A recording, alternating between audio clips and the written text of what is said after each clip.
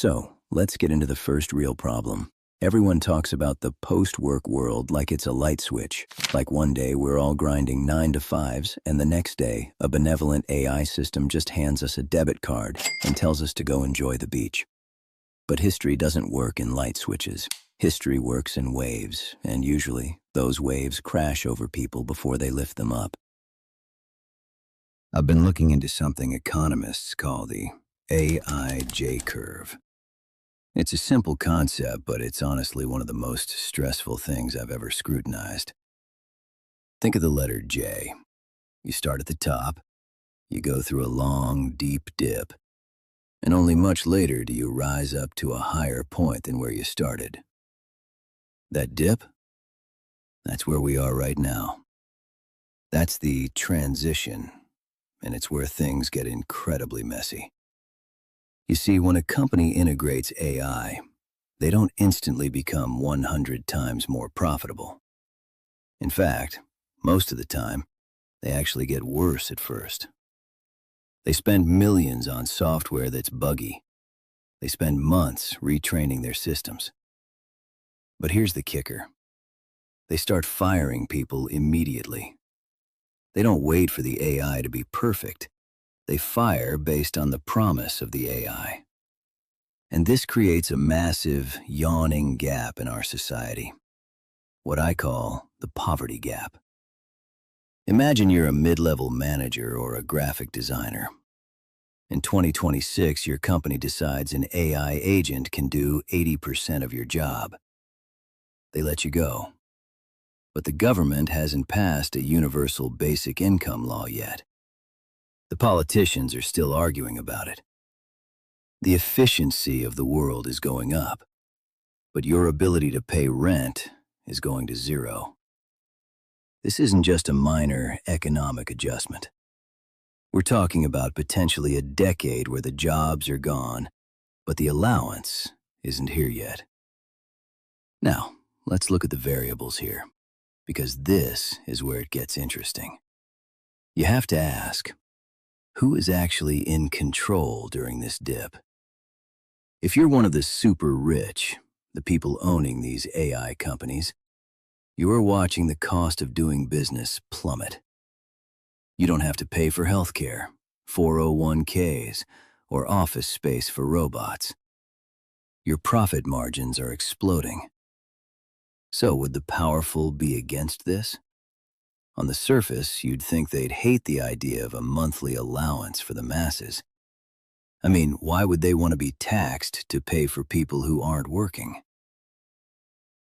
But look at it a little more closely.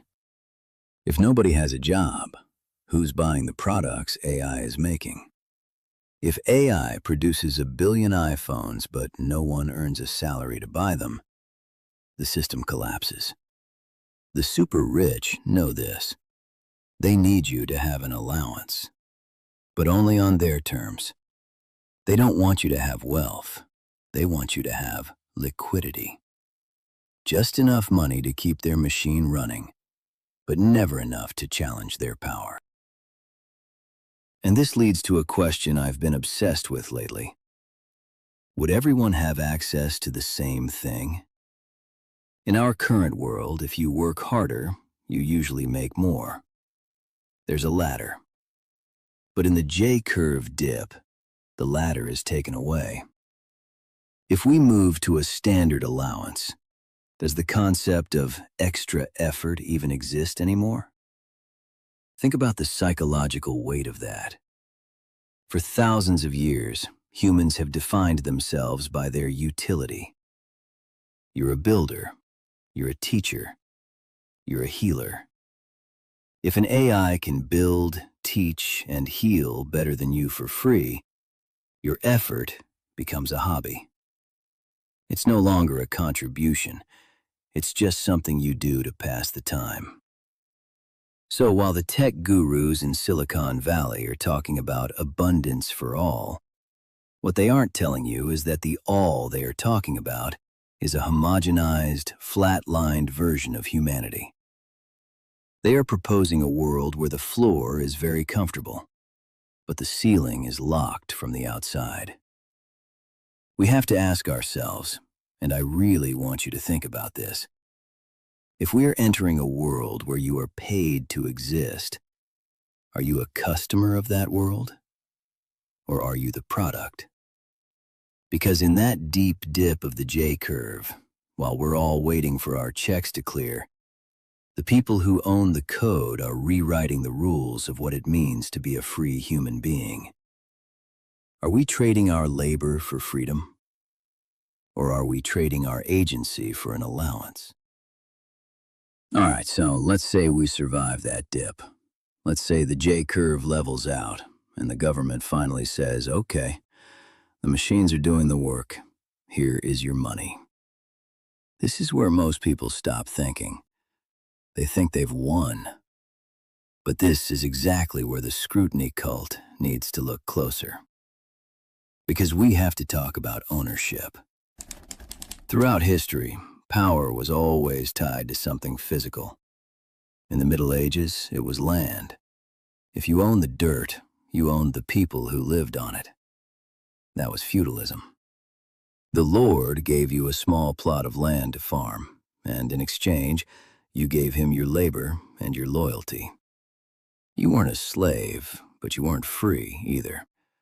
You were a tenant of someone else's property. Now look at where we're headed. We're seeing the rise of what I call digital feudalism. In this new era, the land isn't dirt. The land is the cloud. Specifically, it's the massive AI models, the brains of the world, controlled by a handful of companies. This is the cloud paradox. We're told that AI is everywhere, that it's democratizing information. But the truth is the exact opposite. While the use of AI is everywhere, the control of AI is consolidating into the hands of maybe 5 or 6 entities. These are the new lords of the infrastructure. Think about that. If a massive tech giant owns the AI that discovers the new drugs, designs the new cars, and manages the power grid, they aren't just a company anymore. They are the infrastructure of reality itself. And this is where your allowance becomes a leash. If these companies are the only ones making money because they own all the labor, then the government has to tax them to pay for your universal basic income. That sounds fair, right? Tax the robots, but follow the money. If 90% of a country's tax revenue comes from 3 AI companies, who do you think the government actually works for? Do they work for the voters? Or do they work for the cloud lords who keep the lights on and the checks flowing? This is the hidden trap of a post-work society. Your survival, your food, your rent, your internet connection becomes a subscription service provided by the elite. In a capitalist world, if you don't like your boss, you quit and find a new job. In a post-work world, if you don't like the system, where do you go? There are no other jobs. There is only the allowance. And let's talk about those terms and conditions. We already see this today. If you violate a platform's community guidelines, they can ban your account. Now, imagine those same guidelines are tied to your bank account. Imagine your existence allowance is linked to your digital footprint. If the AI monitors your social media, your private messages, and even your alignment with the prevailing social values, and it decides you're a high-risk individual, do they just shut off your paycheck? This isn't science fiction. We're already seeing the building blocks of social credit systems around the world. In a world where you work for your money, you have leverage. In a world where you are given your money, you have zero leverage. You are a guest in someone else's economy. I really want us to scrutinize the word free. We're told we'll be free from work. But what we're actually becoming is free from responsibility. And when you have no responsibility, you have no power. The super rich don't want to kill us off. They aren't movie villains. They just want a predictable, stable, and aligned population that doesn't cause trouble. By giving us an allowance, they effectively buy our compliance. They turn the entire human race into a massive focus group that exists just to consume the content and products their AIs create. We become the managed class. And here's the scariest part of the cloud paradox. The cloud lords don't even need to be evil for this to happen. It's just the natural direction of the technology. Efficiency loves centralization. The more efficient the AI gets, the more centralized the power becomes. So before we celebrate the end of work, we have to ask ourselves, are we okay with being tenants of the cloud? Are we okay with a world where our survival depends on a terms of service agreement that we aren't allowed to negotiate? Once the work is gone, our only bargaining chip goes with it. We're trading our doing for being. But who gets to decide what that being looks like? If you aren't producing anything and you're just a line item on a corporate tax balance sheet, what happens to your value as a human being? That leads us to the next layer of this mystery. Because if we aren't working and we're just existing on an allowance, what does that do to our brains? What happens to the hustle, the merit, and the drive that built civilization in the first place? We're going to look at that next. Now, I want to talk about something a bit more personal. It's a question I've been asking myself while staring at the ceiling at 3 a.m. If we live in a world where everyone gets the same allowance, what happens to the guy who wants more? What happens to ambition? For thousands of years, the human story has been about merit. It was about the idea that if you worked harder, studied longer, or took more risks, you could climb the ladder. But in a post-work world, the ladder isn't just broken, it's been removed from the building. Think about the extra effort factor. Right now, in 2026, if you want a better life for your family, you put in the overtime. You start the side hustle. But in an AI-dominated economy, what hustle is left? If you try to start a business, you're competing against an AI that can outcode, outmarket, and outsell you for a fraction of a penny.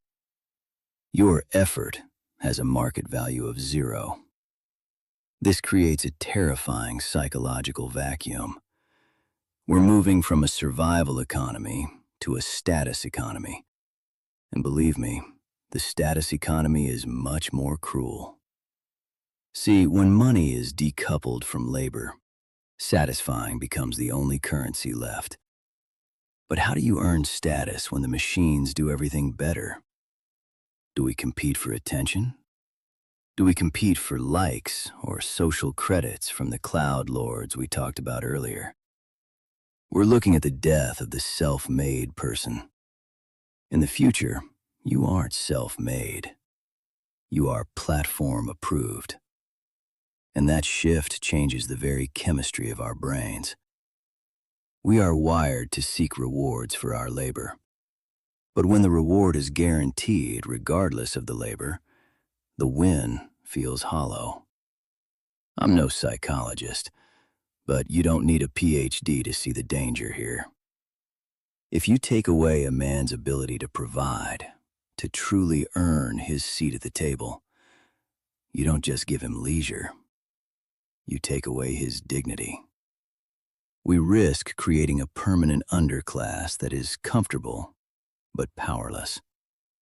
1 billion people sitting in living rooms, decorated with AI-generated art, eating AI-optimized food, but with absolutely no way to change their station in life.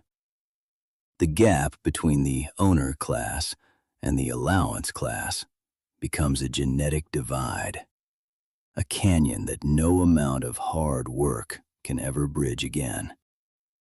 So, ask yourself, if you were given $5,000 a month for the rest of your life, but you were legally and economically barred from ever earning a penny more, would you feel free?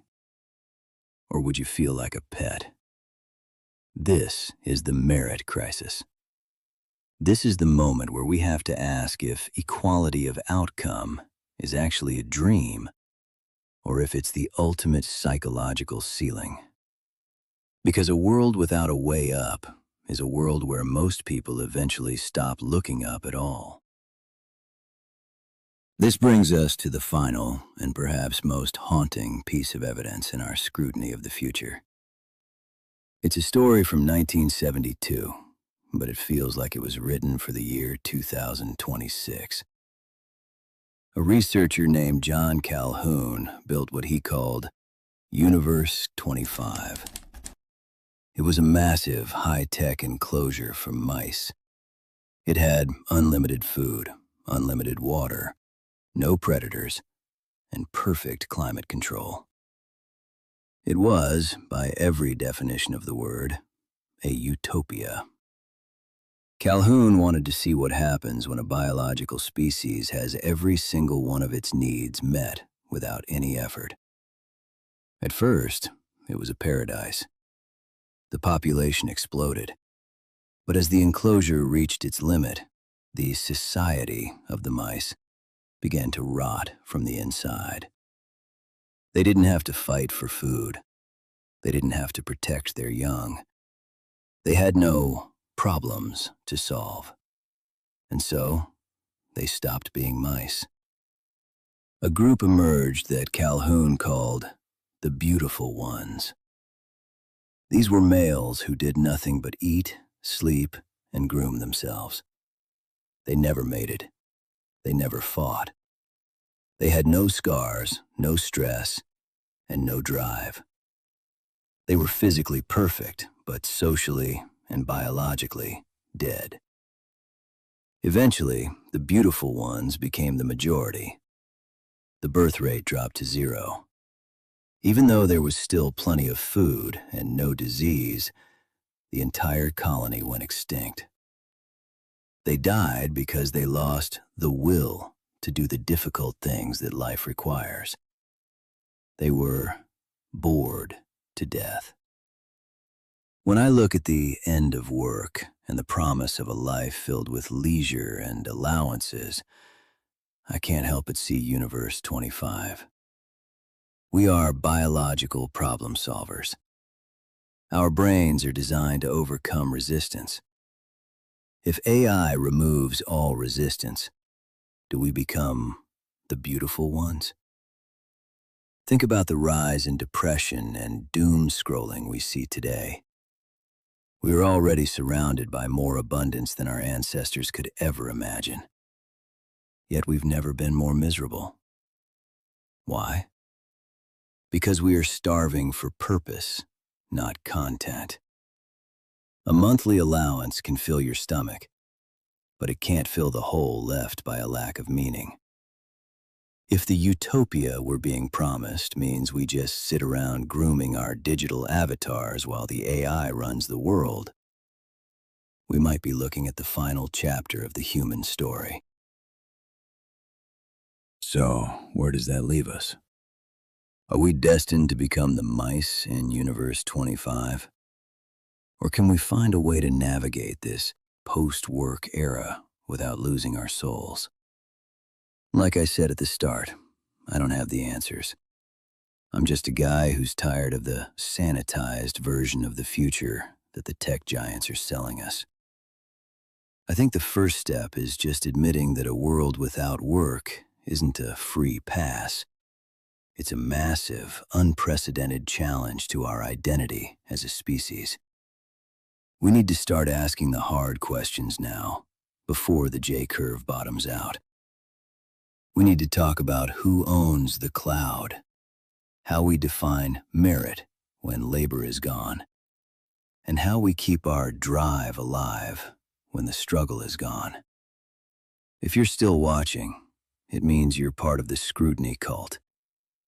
You're someone who refuses to just accept the terms and conditions of the future without reading them first.